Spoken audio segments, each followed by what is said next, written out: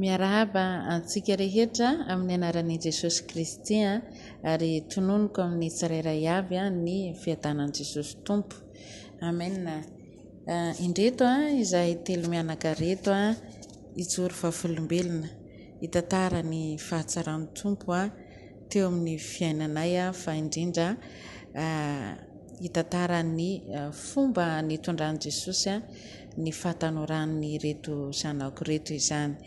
Ny tenako moa mananjanaka ro vavy dia ny vavy matoa no natao raram-panambadiana vao tamin'ity taona ity izany vao tsy ela natao mariazy ka izany indrindra no antony fifampizarana telo mianaka eto anambara ny fomba ny fakaitan'izy roa tamin'izany fotoana izany sy ny nahatongavana tamin'izao hoe mariazy na sehatry ny tokantrano izao. Dia ao aorianan'izy roa amin'ny teny aho dia ijoro vavolombelona ihany koa mahakasika ny izay zavatra nitondrako ambavaka azy ireo teo anatrehan'ny Tompo nandritra ny fahatanorany mbola tsy tao anatin'ny tokantrano izany. Ka mpitiavana lehibe no hitongavana telo mianaka eto hifampizarantsika amin'izay lafo ny fiainana maha-olona izay. Ao ireo ray aman-dreny, ao ireo tanora izay ilaintsika ny mifampahery amin'ny alalan'ny fizarana fijoroana vavolombelona. Ka amin'ny teny ity dia indao aloha hiainoitsika ny zanako natolahako izany anambara ny izany hoe ohatra ny ahoana ny fomba ny fakaitany tamin'ity zanako vavy ity izany sy ny nitongavan'izy ireo tamin'izao sehatra ny tokantrano izao. Ka dia horaisika ho henoitsika mpitiavana izy. Miarahaba antsika rehetra, ny voninahitra ho an'i Jesosy irery ihany. Ijoro vavolombelona aho satria mendrika manome voninahitra ny Tompo ny zavatra natsoiny tamin'ny fiainako nandritsana olombelonay ka hatramin'izao itenenako izao. Izao dia manam-pitiavana niry mpitiavana io, naniry olo-tiana hiaraka aminao manjaik'izay. Naniran'io nefa maro setra nandalovako amin'ny resaka ara-pitiavana io. Tonga taty Antananarivo aho dia nivavaka tamin'ny fiangonana iray. Dia tao nahitako an'i Sandra izao amin'ny vadiko amin'izao. Hitako tao izy dia nivavaka tao nahita anazy. Dia eo nanomboka eo izay nitsiry fitiavako taminazy tamin'izay, nanira hoe tiako izy. Dia nisy fotoana amin'izay resaka fanjaisana anjara tao mampianatra dihy izany tanora tao. Dia tao nahazoako ny relation taminazy. Dia niresaka tao izahay.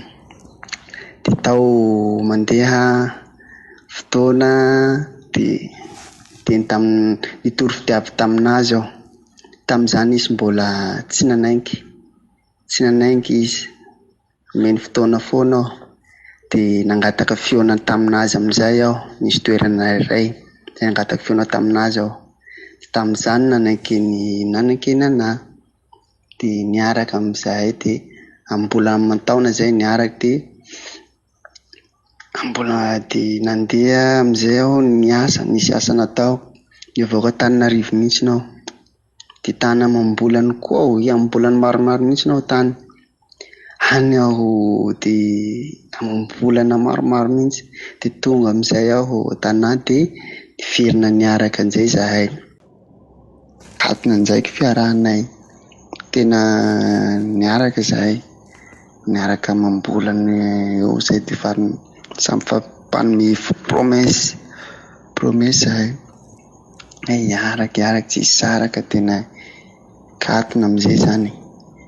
Dia fampanao promesy tao izay dia niaraka. Dia tamin'izany nanao fikasana amin'izay hoe hanao fiancé. Dia mba hanajana ny ray aman-dreny dia atao izany hoe fatokisa.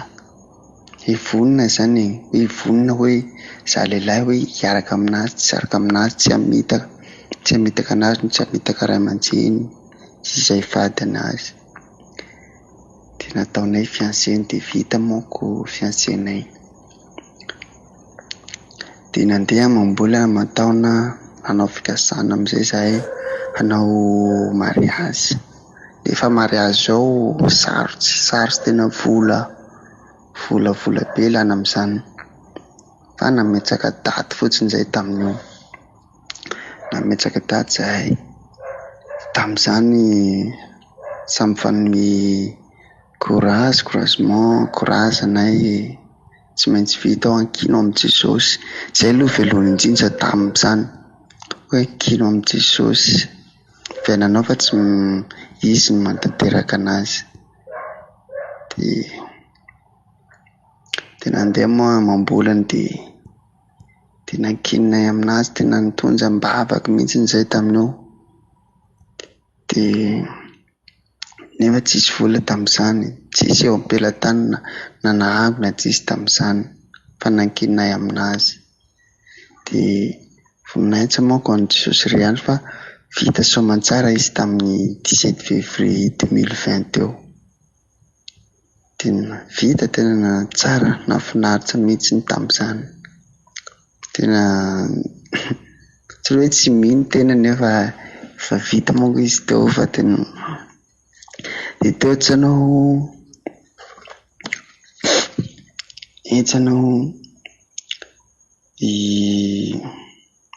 makahiry ny tanora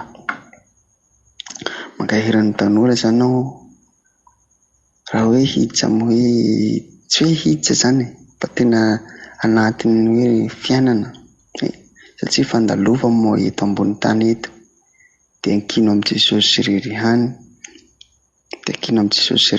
ny fiainanao. Fa satria tenenako an'izany taminay satria voninahitra ho an'i Jesosy ririhany nahavitany ny mariazinay iny tamin'izy tao ambadika anazy tao. Dia eto mankahery antsika tanora, raha te handeha resaka, raha te handeha amin'ny fiainana anao hoe tafita soamantsara, dia ankino amin'i Jesosy ririhany ny fiainanao. Dia mankatoko resaka ray aman-dreny, mankatao hava-teny ray aman-dreny, satria raha mankatao anazy ianao miteraka fahombiazana amintsika teny zareo. Dia voninahitra moa ko an'i Jesosy ririhany. Amen. Halleluja. Dia reina Jesosy izany moa ry ho anareo tanora, araka ny voalazany teo dia nisiry tamin'ny fitiavana tao am-pony rehefa nifankahita tamin'ny olon-tiany izy dia nitohy teniny hatrany ny fiarahana, ary rehefa hoe tena fa any anaty folo izy dia hita fa tanterahan'ny tompo, ary tsy miova hevitra fa mitazona niny foana any anaty any ianao dia tsy avelan'ny tompo hoe adinodino na dia fa araka ny voalazany teo fa nisy fotoana izy nandeha namonjy ny asany dia fa mambola ny ranomarina za amataonany ohatr'izany dia izay vao nisy indray ny fiverenana ny fifankahitana, nefa dia tafahorina indray satria ny anjara tsy miolaka zany fa ataon'ny tompo miona indray dia miverina indray ilay fifankatiavana.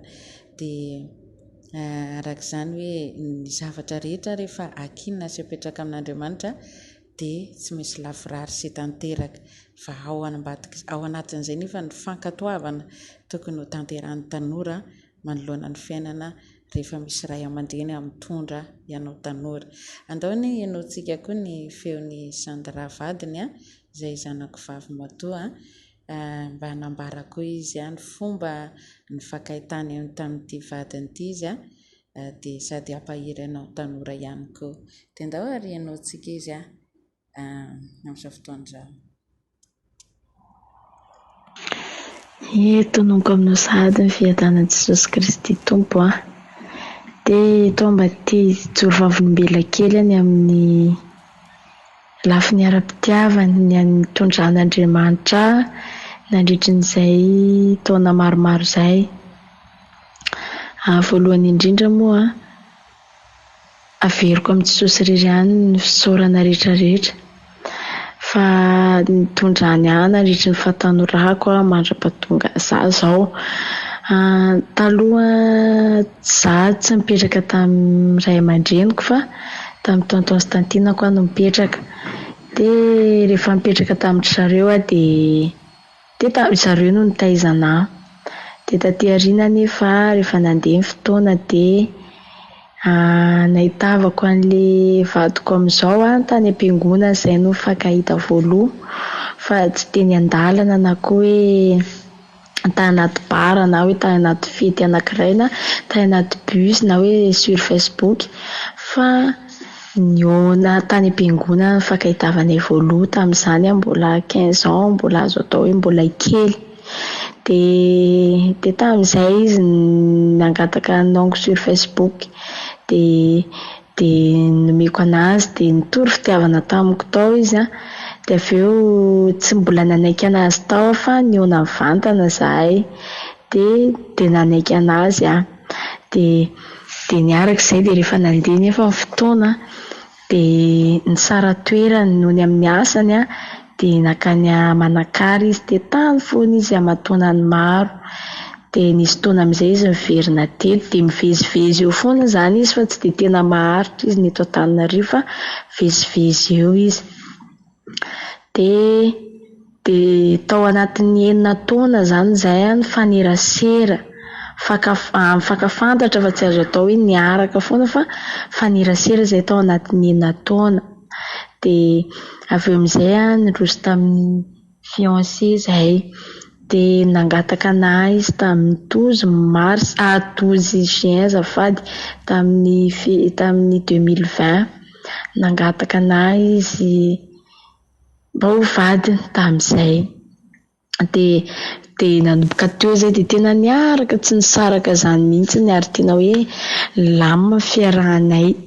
Dia rehefa nitoy izay dia tonga tamin'ny soratra izay eritaona tao aorianan'izay sa roa taona izay dia niroso tamin'ny soratra izay dia avy eo izay niroso tamin'ny mariazy. Tena hoe Andriamanitra no tao ambadika an'izany zavatra rehetra izany fa tsy moramora ny zavatra lalovina tao anatin'izay fa Andriamanitra tena hoe nanampy tao anatin'ny zavatra nikarakaraina. Rahantsika mahita angamba fa tsy moramora izany mikarakara mariazy izany, fa nefa dia tena nampian'Andriamanitra izay izy tsy mbola hoe nanan-tahiry izay hoe ity tahiry hanaovana mariazy, fa nametraka teo anatin'Andriamanitra hoe amin'ny daty ohatr'izao izay Jesosy atao mariazy. Dia nampian'Andriamanitra izay tao anatin'izay. Ka tiako ampaherezina ny tanora hoe mahaiza antsika tanora mitondra tena tsara. Mety hoe tsy taizan'ny ray aman-dreny ianao na hoe taizan'ny reny sy ray ihany koa, fa mahaiza mitondra tena tsara satria fahaizantsika mitondra tena no ahitana vady avy amin'Andriamanitra. Ka tady diova tsy tsika vehivavy no mitady vady fa ny lehilahy no mitady, fa tsika miandry. Dia nefa ny lehilahy mialohan'ny hanambadiana antsika dia mijery ny toetrantsika vehivavy izy hoe ohatry ny ahoana ity vehivavy ho vadiako ity. Fa matoa ny olona anankiray niroso tamin'izay hoe fiancé soratra mariazy dia tena hoe fa nifankahita toetra ireo dia efa mifankazaka ireo dia efa hoe vivonda hiara-dia mandrakizay. Ka tiako ampaherezina ny tanora hoe mahaizantsika mitondra tena, fa ny fahaizantsika mitondra tena no hanampian'Andriamanitra antsika dia zavatra tsangany voalohany indrindra dia ny fiainam-bavaka.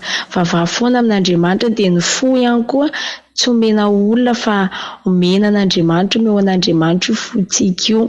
Dia Andriamanitra manolotra vady sahaza ho antsika amin'izay. Avy eo dia mino fa nahery ianao tao anatin'izay fijoroana vavolombelona izay dia samy harotain'Andriamanitra tsika rehetrarehetra. Halleloja, halleloja. Teraina Jesosy ho an'ny tompo irery an'ny voninahitra rehetra araka ny teniny teo moa dia mino izy fa nahery ny tanora rehetra izay nandre izany fijoroana vavolombelona izany. eto mahareny ahy dia te hampahery ny ray aman-dreny rehetra aho. Marina fa tsy ny ara-mipetraka amiko ireto zanako reto, lavitra ahy tokoa izy reto nefa tena tsampako mihitsy ny tsy namelan'Andriamanitra irery azy ireo tamin'ny fahatanorany fa dia tena hita hoe feno fiarovana-Andriamanitra ny fitondrantenan'izy ireo ary dia nahariary ny tompo mihitsy ny hoe izy ny tena tomponanaka fa isika ray aman-dreny dia mpikarakara fotsiny ihany. Voninahitra ho an'i Jesosy fa tamin'ny fahakeliny reto zanako zany dia maha hoe alavitra ahy dia rehefa mivavaka aho dia miteny amin'i Jesosy hoe Jesosy vehivavy ny zanako sady lavitra ahy, tsy fantatro izay fiainany any, nipetraka tamin'ny taontaona izy ireo mantsy tamin'izany dia zavatra mba resahako an'i Jesosy foana sy anaovako fitondranam-bavaka ho azy mirahavavy dia ny fangatanany hoe Jesosy hoe raha misy olona mifankatia amin'izy ireo dia izay olona mifankatia aminy amin'ny voalohany ihany no ataovy mitondra azy any amin'ny tokantranony. Dia tsy adinoko mihitsy izay fitondranam-bavaka an'ireto zanako reto momba an'izay tamin'i Jesosy dia nandeha moa ny fotoana nakany amin'ny fahalehibiazana dia nisy foana koa moa ny relation tao anatin'izay ary miteny aminy mihitsy hoe aza manafinjavatra amiko lazao amiko ny fiam-piainanao rehetra, tena hoe satria moa tsy ny tanora raha vao ny zanaka mantsy vao tsy manamboraka zavatra any am-pony izy dia mizatra fiam-piainany dia iny ilay ratsy iny.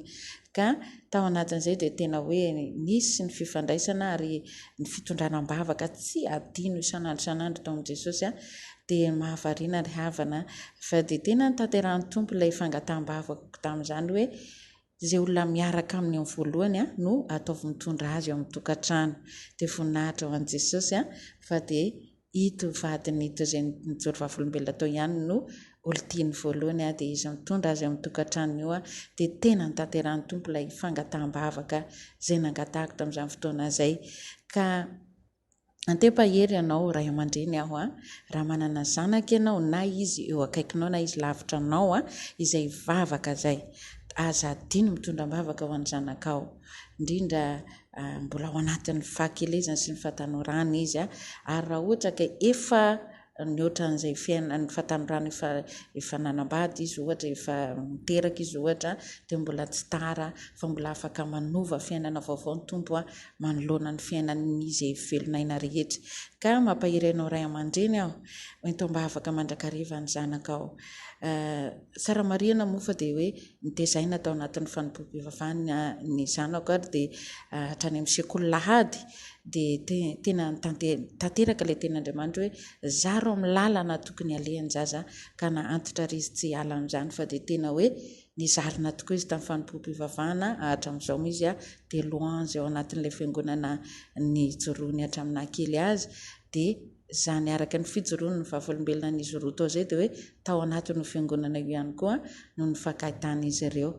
Dia raina ny tompo mino fa misy ray aman-dreny manana zanaka vavy na lahy mety miady kely ianao amin'izay fitondran-tena izay zanakao izay mitaraina ianao, mety mitaitaina ianao, mety mikorotana ny sainao fa apetrao amin'i Jesosy fotsiny fa Jesosy ny tena tompony fa isika izany ilay mpikarakara dia hoento-mbavaka mandrakariva dia hifonay mandrakariva amin'ny fiainan'ny zanakao eo anatrehan'ny tompo, indrindra fa andro efa ilay mahay malalan-tsara san-drazana eo fa miaina amin'ny fahotana ohatra dia mitondram-bavaka foana ny zanakao.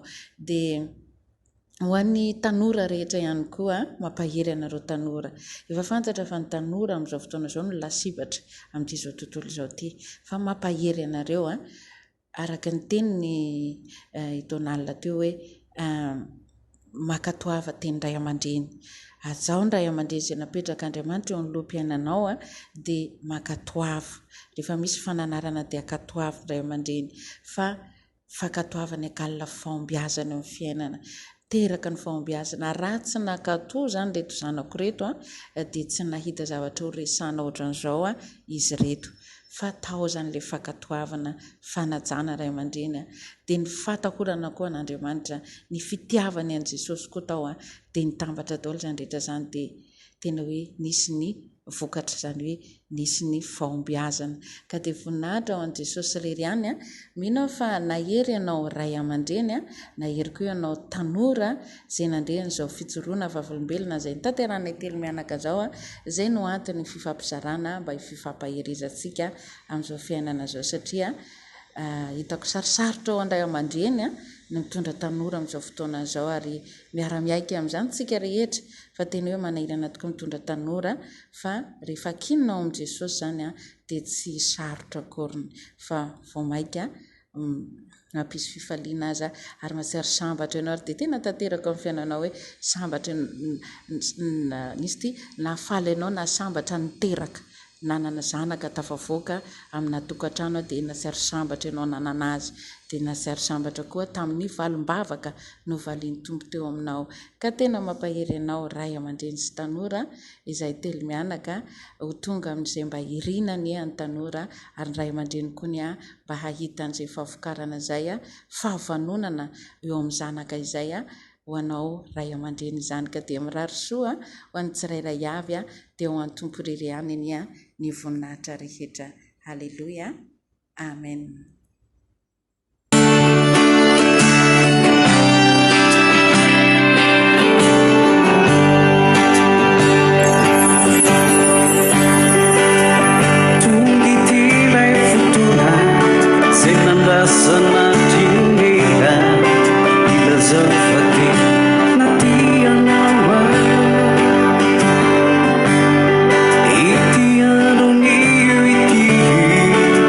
Ifani ke